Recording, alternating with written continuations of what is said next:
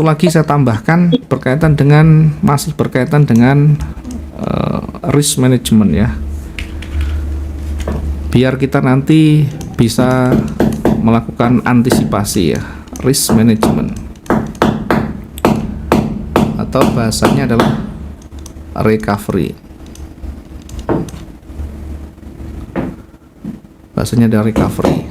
Oke, kita coba untuk membahas recovery ya. Artinya recovery ini usaha yang kita lakukan untuk meminimalkan tingkat kerugian. Nah, recovery ini ada beberapa cara, ada beberapa teknik yang bisa kita ambil. Tidak harus kita cut loss, tidak harus kita stop loss, tapi ada beberapa cara. Yang pertama, cara yang kita gunakan adalah cut loss. Cara yang paling mudah dan cepatnya. Cut loss, dipotong ruginya berapa dipotong di sana. Atau mungkin dengan menggunakan stop loss yang otomatis di setting gitu. Nah, tentu ini cut loss ini sudah ada batasan ya. Kemarin sudah kita sampaikan mungkin 2%, mungkin menggunakan 500 pip ya. Ini adalah salah satu contoh.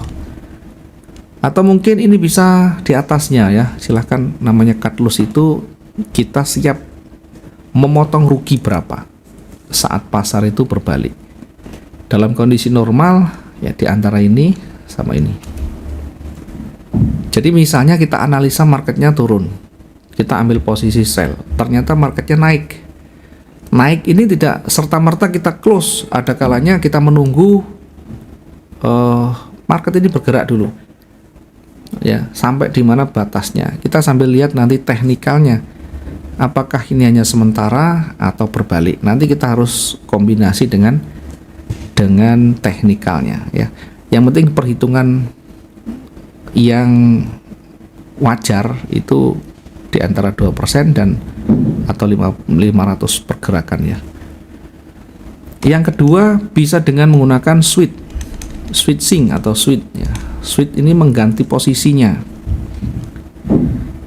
Jadi kalau mengganti ini apa? Mengganti buy misalnya, kemudian marketnya turunnya ini dalam batas yang sudah kita tentukan, apakah 2%, apakah 500 pip misalnya, baru kita ambil posisi sell.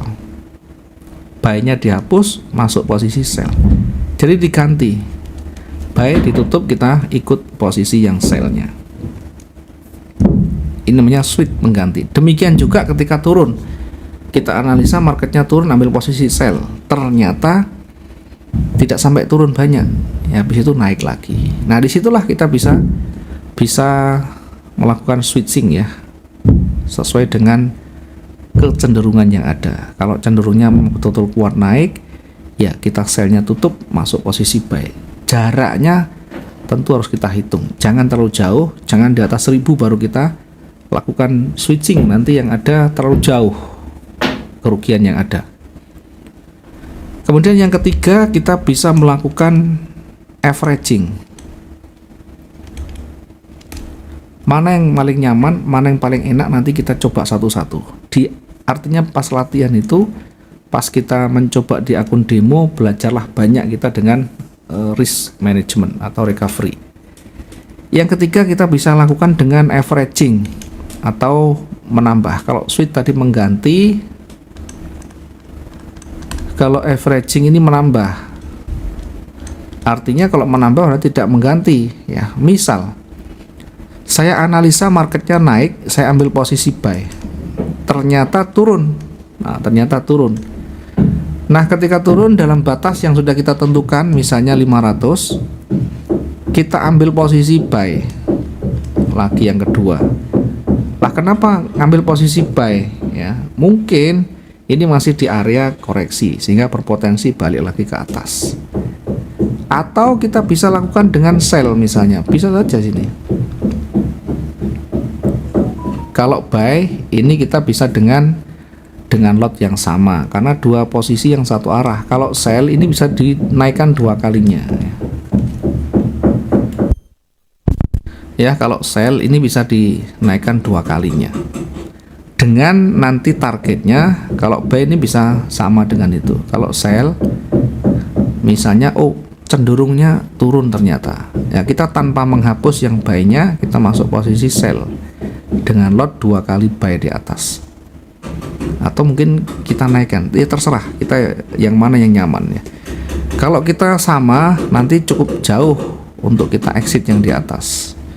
Kalau 2 kali, artinya dengan jarak yang sama, ini bergerak 500, maka ini bisa menutup kerugian yang di atas. Ya, 500 dikalikan ini selnya ya, dikalikan 2 adalah 1000, yang di atas ruginya 500 tambah 500.000, sehingga kita bisa menutup kerugian, artinya sudah mampu meminimalisir kerugian ya. Nanti ini selalu harus kita coba ya, kalau kita tidak coba nanti yang ada kita hanya mengandalkan stop loss ya. Selalu ditanya nanti stop lossnya di mana begitu ya, tidak usah ikutan sana sini ya. Kita punya prinsip sendiri, kita punya batasan sendiri. Mungkin kita bisa cut loss, mungkin kita bisa sweep, mungkin kita bisa averaging. Ini kalau sudah kita kuasai, trading itu nyaman ya. Kalau kita sudah kuasai dengan baik, apapun kondisi pasarnya, mau naik, mau turun, mau entry buy, maupun entry sell, tidak peduli. Yang penting kita sudah kuasai. Analisa hanya membantu kita mengarahkan pada kemungkinan besarnya. Tetap kita perhatikan dan kita antisipasi dengan recovery seperti ini. Nah, ada kalanya recovery ini juga terkadang membuat kita bingung mungkin ya. Karena begitu naik kita ambil, kemudian turun lagi, begitu kita ambil turun naik lagi. Nah, disitulah berlaku batasan. Ketika sudah naik dan turun tidak menemukan, maka close semuanya. Lebih baik kita penenangan diri dulu, atau kita tenangkan dulu, baru setelah itu kita ambil peluang berikutnya. Jadi jangan terus-terusan. Kalau sudah rugi 2-3 kali, tidak ada peluang untuk kita recover, maka tutup dulu, kita break dulu. Karena kalau tidak nanti kita akan terus mengejar supaya apa? Supaya mengembalikan rugi dan sebagainya itu. Yang ada nanti kita bisa salah menentukan posisi.